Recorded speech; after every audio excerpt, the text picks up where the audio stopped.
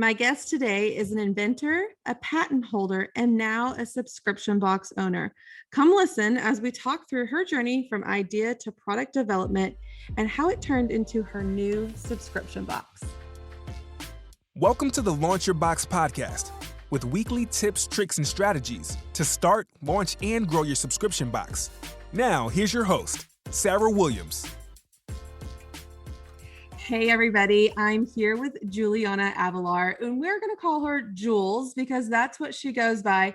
And it's really more of a, it's really a nickname, but more of a product nickname as well as a name nickname, right, Julianna? Yeah. It's so complicated. That's We're already adorable. starting off complicated in this podcast episode. It's big. It's a big episode, and we're going to break it all down for you. So Julianna is here, and she not only has a subscription box, but she is the inventor of the Jewel Loom. And I thought it would be super fun to have a conversation with her today about the process from having the idea for a brand new product to market, inventing it, getting it to market. You're a patent holder for this product. And I thought it would be super fun to talk about that. But not only did all of this happen, but you're now a subscription box owner. So we're going to dig in. Why don't you tell them a little bit about your business and what the Jewel Loom is? Okay. Well, first of all, thank you. This is like so incredibly cool and awesome. I feel very honored to be on your podcast and be able to talk with your peeps. But yeah, so I started off with, and a lot of people may know this person, Aline Jackson, the inventor of tacky glue in the gold bottle. And that's where my start started. And she, my career, and she had Aline's Creative Living, which was the #1 rated daytime television show all throughout the US and Canada. And so just by accident or planned, I ended up on air, and her daughter taught me how to bead. So Tiffany taught me how to do weaving. And I was like, oh my gosh, I totally want my own loom someday. Okay, let's break this down a little bit. I know what you're talking about because I know your product. Right. If you're listening, obviously they can't see any of your product, but tell them when you say beading and weaving, what you're talking about. So Aline's had a bead weaving loom. So a loom where bead weaving is, ancient, right? So it's very Native American, and there's been looms around forever and a day. But they had a loom, and so she taught me how to bead. So it's a portable loom. And a lot of people, sometimes people will say, oh yeah, I did that in camp when I was a little person. We would make pot holders, or we would make friendship bracelets. So it's a tool that you warp, and then the other term is wefts. So that's where you're actually weaving. Okay. And so you're making bracelets, you're making earrings, you're making just about anything and everything. And you're weaving, I say, if it ain't moving, use it, right? So fibers and yarns and all kinds of fun things, but typically it's beads. So you can make bracelets, and that's what a lot of people make. So it's a portable bead loom. So you got turned on to this way of life, this looming way of life. Yeah. And what happened then? So I just basically threw it out there. Someday I want to have my own bead loom. And then literally it was 14 years later. Okay. That's a long time. It is a long time, but I just figured if the industry cycled. So I've been in the creative industries my entire career. So forever. So it cycles, one day painting is the jam, right, and there'll be thousands of paint stores all over the country. And then that goes away. And then scrapbooking came in, and it took over the world. And then as that was kind of chilling, I was like, okay, I think it's time. And so I started, because I had the industry expertise, I knew who had the real estate at the mass market. Now, with that said, I did try to do the loom on my own. Okay. But so you had an idea of how to create a different loom, something that was exclusive for you in a way that you wanted to weave. Yes. And so you designed a loom. So I rolled it out in paper air dry clay. Okay. I gave it its girly shape because everything I do has like a little curve to it. And I took it to a CAD cam person who does that, and had all the specs and all the inches and meters and all the things drawn out. And then I found a patent attorney because I knew that I would need to get a patent on it. But then in the meantime, I thought for giggles, well, maybe I'll be able just to make this on my own. Okay. But it's a huge undertaking, and especially in the US, it's really expensive to do plastic here. Mm-hmm. So then it was that whole like distribution, manufacturing, blah, blah, blah. And I was like, no, that's way too much for me. So your creative brain just wants to make the things, right? Yeah. You don't want to have to go through all the logistics to make it happen the way that you envisioned it. You just, you needed some help with that, right? Right. And I was lucky enough to know, like having been in the industry, I knew who had the real estate at Michael's, Hobby Lobby, Joann's. Like you have to, you do the footwork because you go through the stores and and then obviously because I'd been in the industry for so long, I knew who I wanted to partner with and present to first. Okay. So I took the concept to my manufacturing partner and we worked out a deal. And so she was born. So the jewel loom is here. And then what happened? You go to manufacturing, products are made. Now, where can people find them at this point? So at that point, so the original jewel loom has been on the market since 2013. Okay. It's available in the Michael's stores all throughout the country, Hobby Lobby, online, Amazon, Walmart, Target. Like you just plug in jewel loom, JEWEL LOOM, and it'll pop up everywhere. Obviously, I sell it as well, but it's all over the world. In fact, I need to get a map so I could start pinning where she is. Yes, you do. Yes. So she, it's my intellectual property. I hold the US design patent. It's a design patent. I got it on my first try. How hard was that process, getting a patent? I think when it wasn't, it just was meant to be. I got it on my first try. So I had all my ducks in a row though. Like I had the CAD drawing that then went to the patent attorney. I knew I had to have a good patent attorney. I hired I was in Jersey at the time. So I hired an attorney there and, we went through all the things and he did all of his investigating. And then he said, this is how I think we should approach this. A utility patent would have probably been a lot harder because a utility patent, you're trying to patent something that's like totally brand new.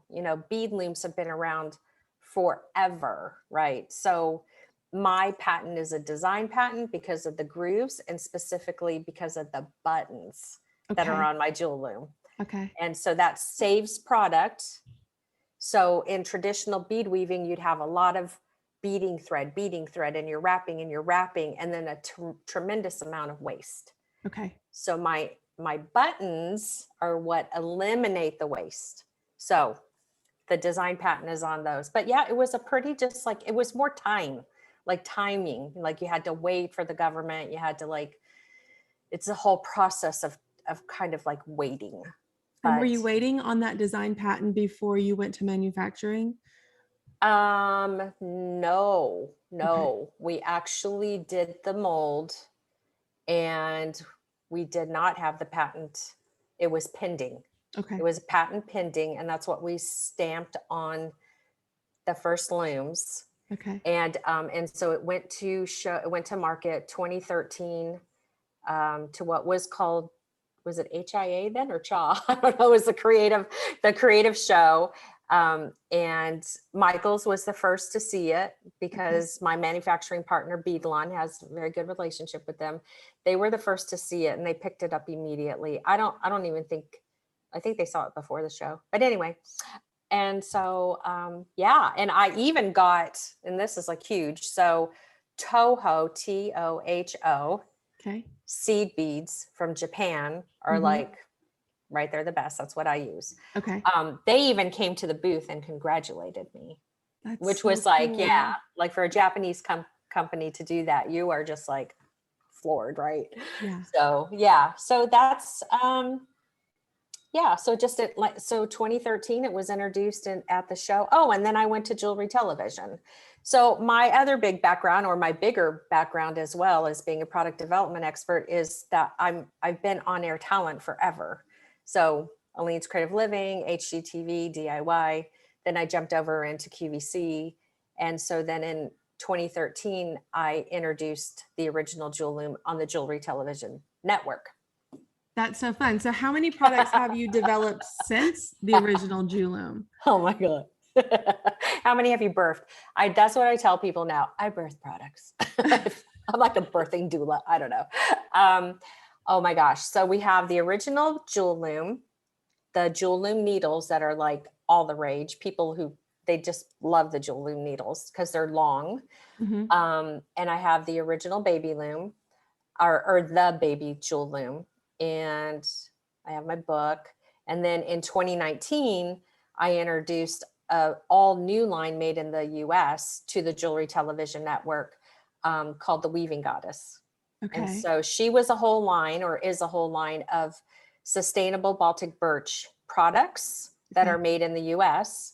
I have them built and made in Missouri, and I'm here in California. And so those were introduced, and we sold out of those in 2019 on the Jewelry Television Network. And then since then, let's see, I got the Mini Moon Goddess loom. I have the fiber loom, and my subscribers. Yes, we haven't talked about that. We're just talking about your products right now. Yeah. So they just got the new loom, the newest loom. What's it called? I saw it on your website. So she's the Wisdom Warrior. So it's the Jewel Loom Wisdom Warrior. And she is spectacular. I love how you call your products she. Yeah. I love that. They really are. What's the difference between the Wisdom Warrior and say your other looms? Does it make a certain kind of thing? Mm-hmm. Yeah. So I would say that if you're just getting started in jewelry making and you want to like play around with the idea of weaving specifically for jewelry, I start people with the original Jewel Loom, because what's so unique about the original Jewel Loom, in weaving, it's all about the tension of the warps. So like when you're done warping on my original Jewel Loom, you can play it like a guitar. So the threads are so tight, after you take the metal rod out, the loom expands. So then the warping area is just super tight. And that's what everybody raves about with my Jewel Loom. So I start people with the original Jewel Loom. And then if they want like a companion partner to that for traveling, I turn them on to the baby. Then when they want to, the Weaving Goddess line was birthed with, so the original Jewel Loom, sorry, let me just say this. The original Jewel Loom and the baby Jewel Loom are very structured. If you want instructions and you want to know how to make that bracelet, then those are the products you used. It's very structured, very organized. Okay. The Weaving Goddess line was birthed because I wanted people to start creating from their gut, from their belly. Okay. Right? So I don't want to tell you what to do. I'm going to show you how to warp, and I'll show you how to weft, so you know how to weave. But I want you to like come from a place within and express yourself through the Weaving Goddess line. With your own creativity. With your own creativity. You can use what you've learned over here in the original Jewel Loom, but she was really kind of like the freedom weave, right? Like she just evokes so much emotion. I can't even begin to tell you what it does to people when they open up the box and they see her. She's just literally the figure of a woman, and she's very curvy, and so she empowers females and women to just like feel so delicious about themselves. And then they get to make something on her. Yes, I just love the way you refer to these products as a actual person. Like I love that you call them she. I love that you talk about her. I love the way you just weave that into your products like that. So you've been super successful with your products. You manufactured, you've invented, you've developed your ideas. And then here comes Julianna, and she's going to start a subscription box. So I think our paths crossed a little over a year ago. And so I know that you've been thinking and working on this and kind of going back and forth a little bit. When did the Creative Soul Box really come to fruition for you? Yeah. So I actually just changed the name to Creative Soul Box a few months ago. But the idea of the subscription happened late last year. And you are correct. When we were in Tribe together last year, and you and Susan had your thing, and I joined your group, and I joined Susan, and I joined Stu, and I was like, oh my God, I can't. Like, I am going to literally lose my mind. It's too much. It's too much. It was so much. And I was like, what do I do? What do I do? So I just had to like sit with everything and figure out the timing. And so then in November, I think of last year, was that 2020? It's a blur. Yeah, sure was. Yeah. I introduced the whole idea of a subscription box. Now I didn't have payroll dialed in. It was just a product that was a subscription, but without the tech.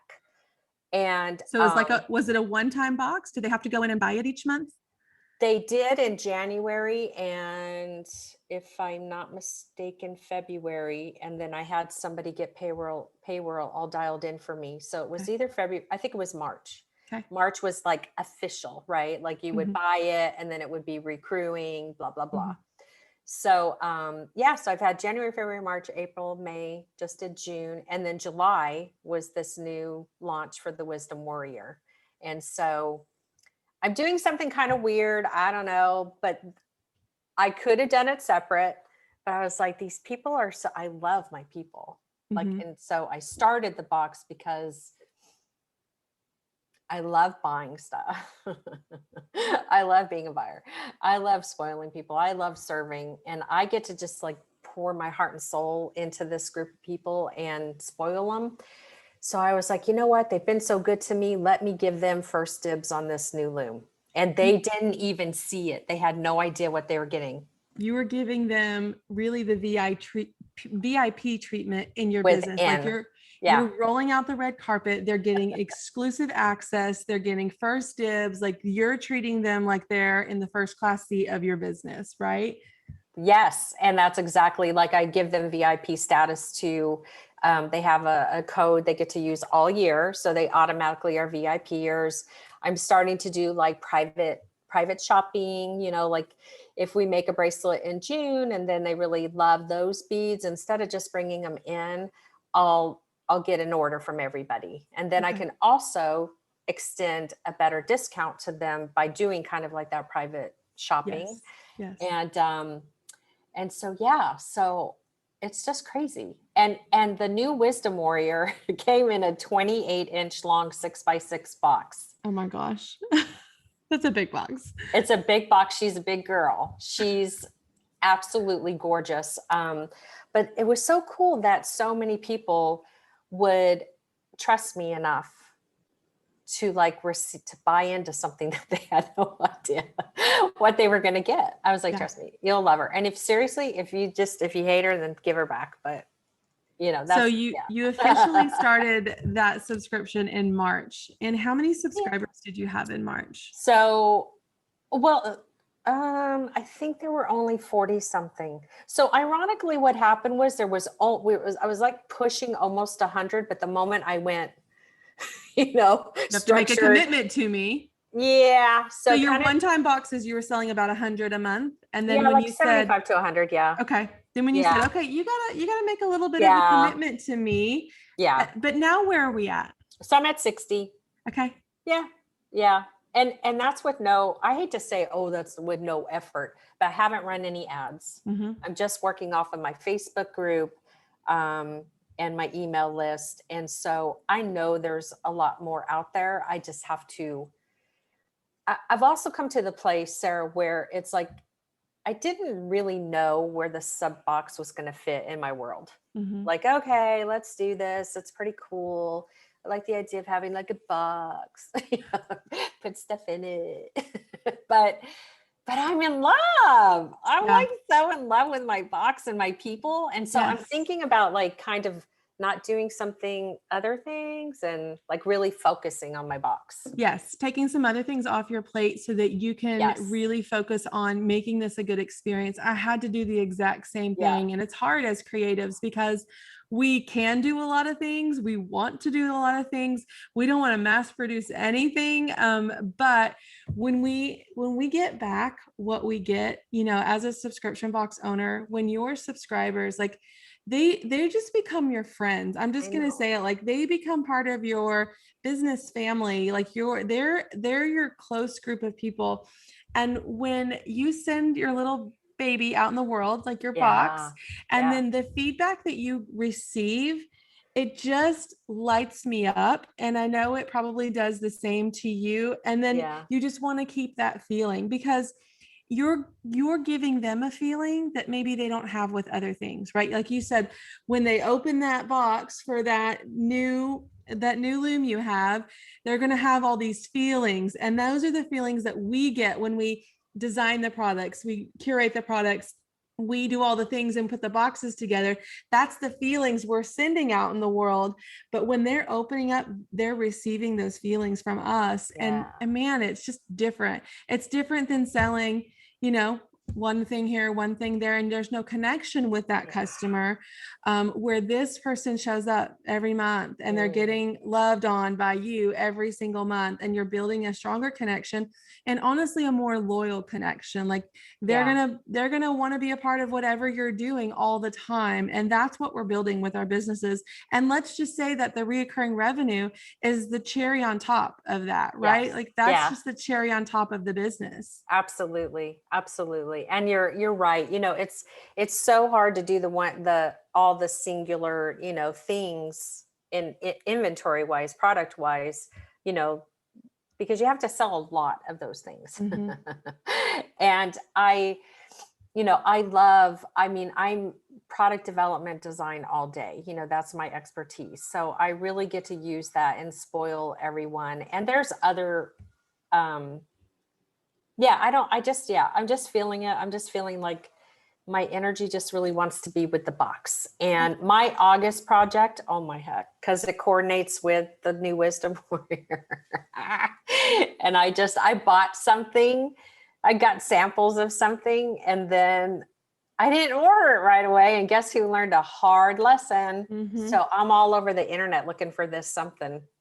Yeah. If you see something like get the sample and it's great quality, you better order it right away. Order it yesterday, right? Like, I got a sample in for my December box, and I'm like, order it now. Like, we got to get ahead of this, because manufacturing is hard. It's real hard right now. It's not even like the manufacturing is the hardest point, but it's the shipping. It's the getting it to us is what's the hard thing right now. So we got to get on it, and we got to do it early. Yeah. So it means that our brains have to think that far in advance, right? Yes. And I have planned out through the end of the year. And this was the first time where I bought a product that's not made by me. Okay. But I wanted to empower my people. So we're going to make the things to go on this item. And I wanted to empower those people who make things and sell for fourth quarter. Mm-hmm. So they're going to have like this prop that I purchased for them to put the thing on it. You're so vague, but I'm here for it. You're so vague. You can't ruin the surprises. We don't know who's listening right now, right? Yeah, because I'm going to promote the heck out of this when it goes live. Oh my God. So, Julianna, what piece of advice would you give someone wanting to develop their own products? Like, where do they start with that? Yeah. Well, I would definitely, you need to know why people will need it, like what's the need, and whatever industry you're in, and here's the thing that I do. I always look at the world.